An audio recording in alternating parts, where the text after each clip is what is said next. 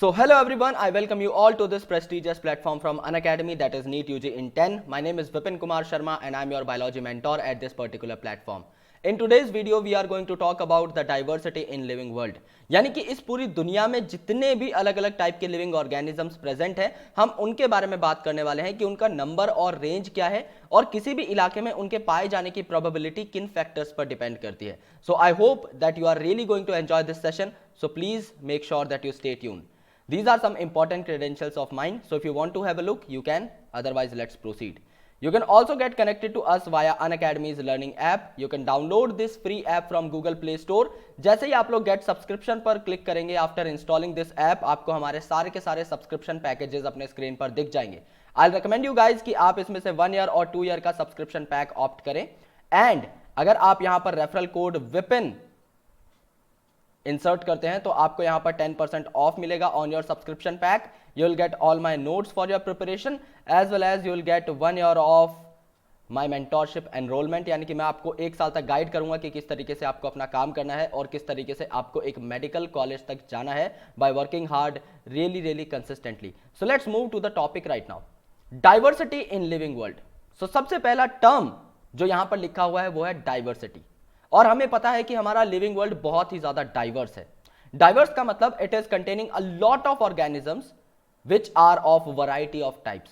आपको यहां पर छोटे छोटे ऑर्गेनिजम्स मिलेंगे जो कि प्रोकैरियोटिक होते हैं, जिन्हें हम बैक्टीरिया बोलते हैं, जिनको आप लोग नेकेड आई से देख तक भी नहीं सकते. उसके बाद आपको फिलामेंटस ऑर्गेनिजम्स मिलेंगे including fungi and a lot of filamentous algae. और इसके बाद आपको लार्ज ऑर्गेनिजम्स मिलेंगे such as blue whale, eucalyptus plant.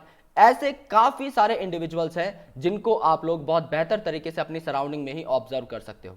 आप लोगों ने कॉकरोच देखा होगा पक्का अपने घर में, आप लोगों ने घर के आसपास चींटियां देखी होंगी, आपने काफी सारे इंसेक्ट्स देखे होंगे. फिलहाल आजकल के मौसम में आपने मॉस्किटोज देखे होंगे.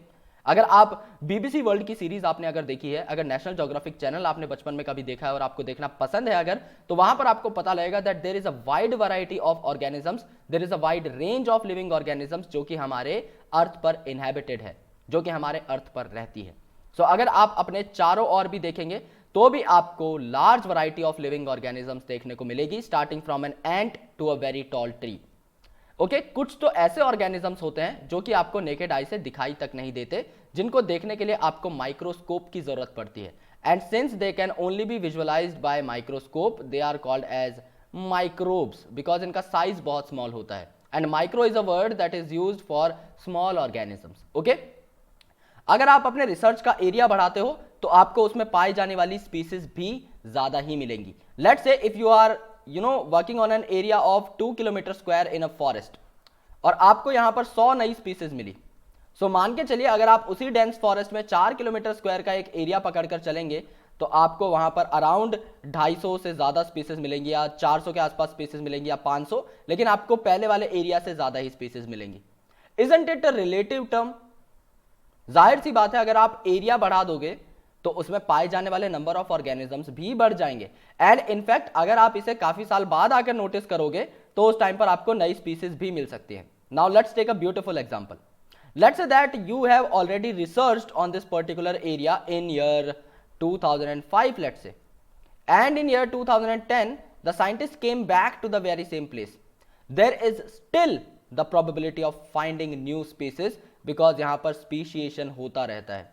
And if there is process of speciation तो जाहिर सी बात है नई स्पीसीज यहां पर आपको देखने को मिलेंगी, even if you will come to the already researched area after some time, आपको कुछ ना कुछ उसमें चेंजेस नोटिस करने को मिलेंगे.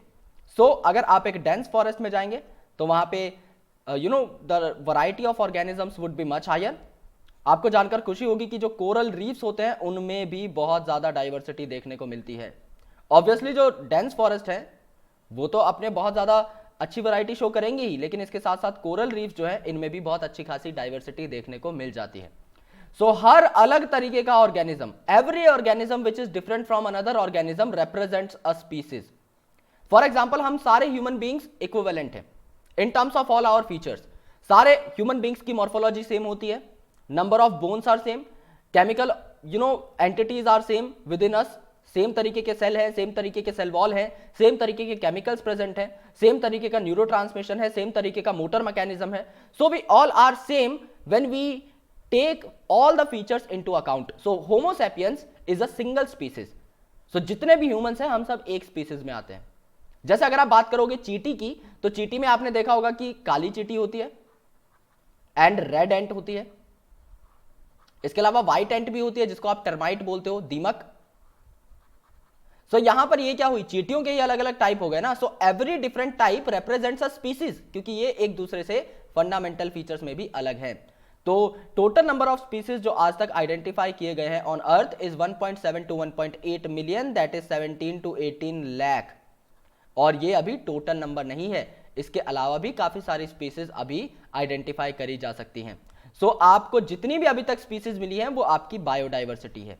Bio means biological entities and diversity simply means the variation or the variants which are present or the type of organisms which are present.